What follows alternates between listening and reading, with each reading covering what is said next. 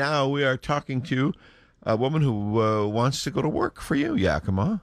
She's been serving your transportation needs for some time in terms of information about what's working and what's not and all of that. She has served on the Sela City Council. She's a Republican, gained knowledge of city, county, state governments, working for the DOT. And Summer Derrey is here. Summer, good morning. How you doing? Good morning, Dave. I'm good. Now, do we want to tell people about your dark media past? Our paths have certainly crossed back in the early 2000s. That's when I started my career. I always had a fascination for news and information and community education. Well, and I think that... what do you mean your paths have crossed, though? Tell me. What do you mean? Well, like we pulled a couple of bank jobs together. Yeah. All right. When you were working with DOT and he was working in... No, actually, I started my career in the news business. I was an intern at KIMA when I was 18 years old. Oh, really? And then I transferred to KLEW when I went to WSU. So I worked there for a year. And when I came back, I was a news producer for Cap TV for 2 years. That's right. Cool. Okay. All right. Well, then you got a real job working for the DOT. So. State job is not too shabby. There you go. Right. All right. So now you're looking for a different job. How come? What makes you want to jump? Well, I've always had a passion for public service. I love my job at the Department of Transportation. I get to educate and inform people. And I would be remiss if I didn't try in a higher level and a higher capacity to help serve and be an advocate for the public. Well, all right, so fill in the backstory. Who is Summer? Yeah. You mentioned WSU, so tell us about family life, interests, that sort of thing. Who are you in a snapshot? Certainly born and raised here, grew up in Sela, graduated from Sela High School 2001. Go Vikings. YVC, went there, got an interest in political science, continued that, of course, went to WSU, got my bachelor's degree in 3 years because I did all summer school. I was in a hurry to get out and get into the real world. Of course, the news business for a couple years, and then I've been at the Department of Transportation for the past 12 years as a spokesperson, so just well over a decade. I served on the Sela City Council. That was about 10 years ago. That was a really good learning experience for me in terms of understanding infrastructure and the needs of our valley. I'm really grateful for that time. Then at that time, I was the youngest in the history of Sela, and I was about the third woman elected to the Sela City Council. Shortly after that, I married Bon Air Bill. My husband's a winemaker, and so we've been married for about 8 years. We live out in Zilla, so I live on the other end of the valley now. Zilla rhymes with Sela. Kind of does.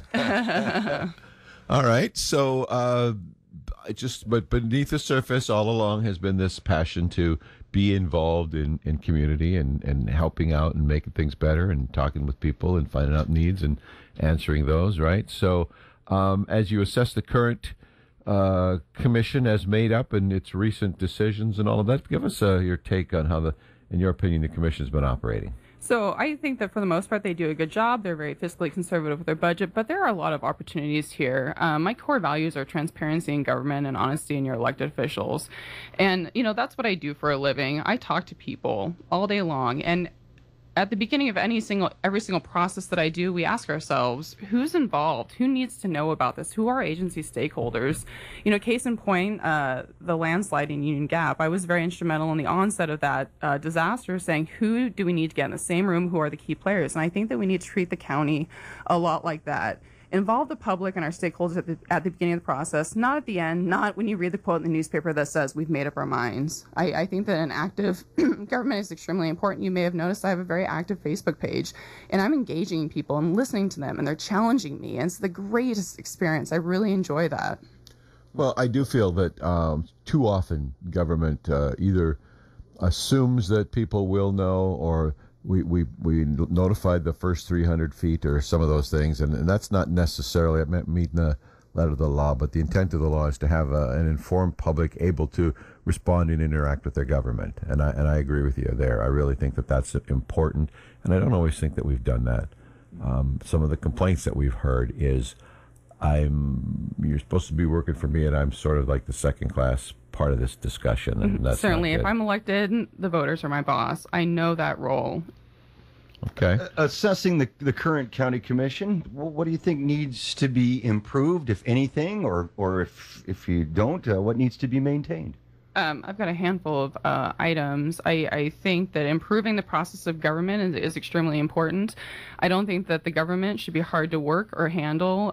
There's this concept called user-friendly. It's mostly applied to web pages. You know, if you're on your computer, you shouldn't have to dig for what you're looking for. It should be readily available. So if we're talking about the concept of the government, maybe we'll pick on the concept of the permitting and building process. It should be easy to navigate. When you talk to people, you should get consistent answers. Certainly, there's a lot of state and federal laws that contractors have to abide by, but I think that there's a much easier way to streamline this, whether it be creating a liaison or just dusting off the rule book and saying what rules are outdated, what procedures. I completely geek out on policies and procedures. Somebody needs to, because that is a common concern that we hear, and that if that could be made a little more user-friendly by, hey, which of these is you? I want to do this, this, or this. Push this button on our website, and it'll take you A, B, C, D, and as you say, consistent answers along the way, not like who's working today and they're telling me something different because maybe their understanding of the rules is different than somebody else. I mean, I think we have conscientious folks that want to do a good job. I don't always know that everybody is on the same page, and so it's easy to drift when you're dealing in a big bureaucracy and dealing with the whole county. So some procedures that would continually pull the herd back together and keep everybody focused, probably not a bad idea. All right, so your core driver. Now, I'm a big believer that when people tell me all the things they're going to sweep into office and do for me, my first reaction is, you don't know the limitations on what you can and can't do. So before you promise me that chicken in every pot, maybe you better make sure I even know what a pot is, okay?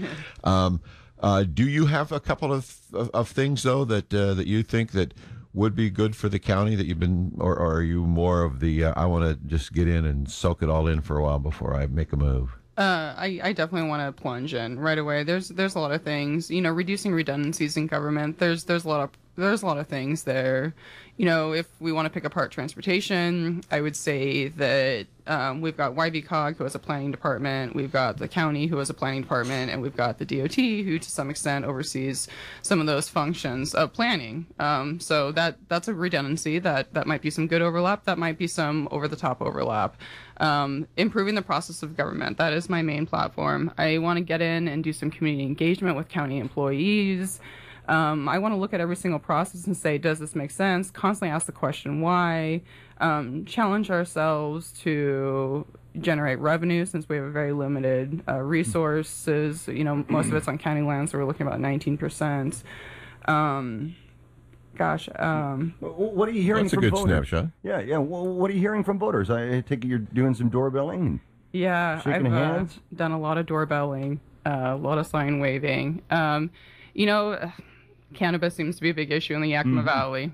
So in that respect, it seems like from the people that I've talked to, it's wanted. I'm the only candidate that openly supports. I'm the only Republican candidate that openly supports the reversal of that moratorium. Why do you answer 60% vote? Well, you know, in all fairness, it was a very limited number of people who voted. It was an off year, and the language was written as such that yes meant no and no basically meant yes. I think in terms of a pragmatic perspective here, it makes sense to allow it because, you know, it gives the gangs one less reason to be here. It gives the drug cartels one less reason to do business here.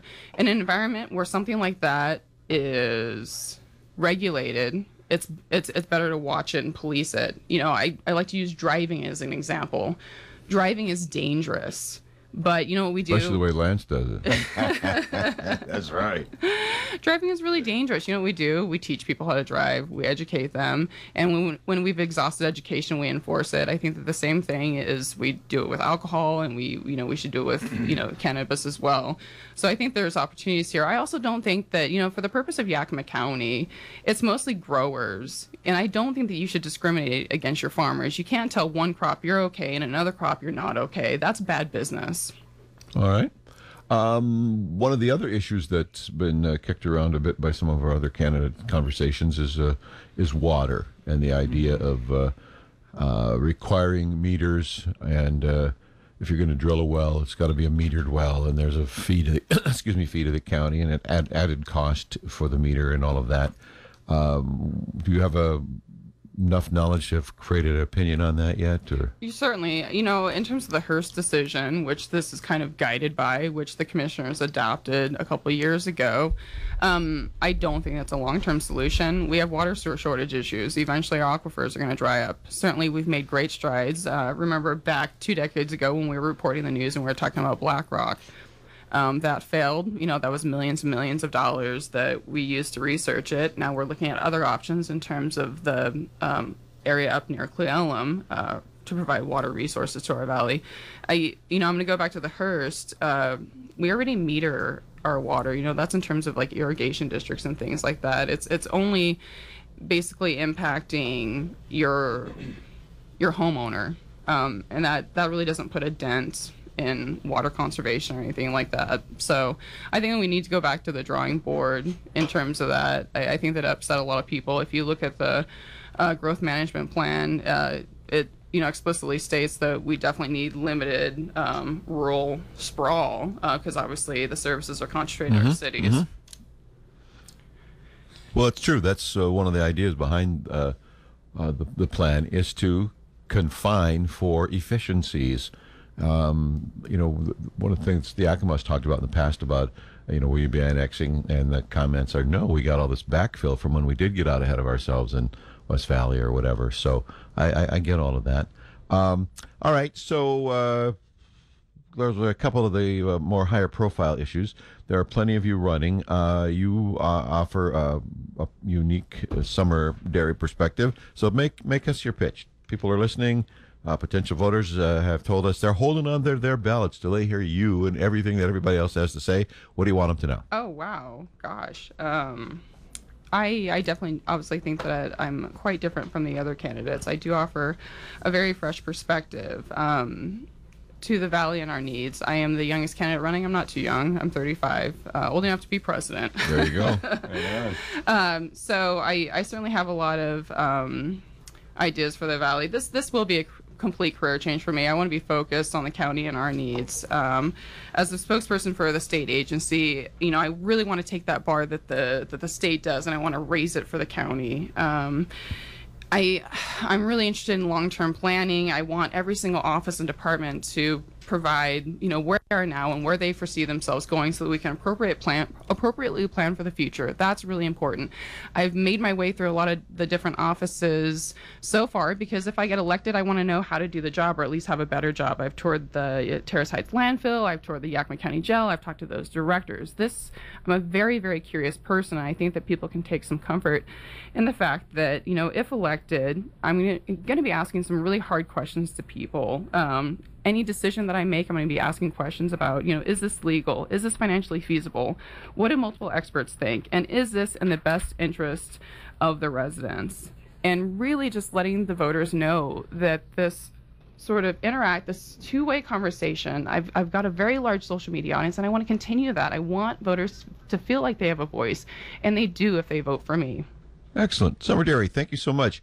Appreciate it. We wish you the best of luck. And as we're telling all of our candidates, when the primary vote is over and the field is narrowed down, if you're one of the two, we'll definitely have you back and talk in even more specifics and more details on some of the things that you'd like to do. Till then, thanks for all the information and help over the years through the DOT. Appreciate that. And best of good luck to you. Thank you, Dave.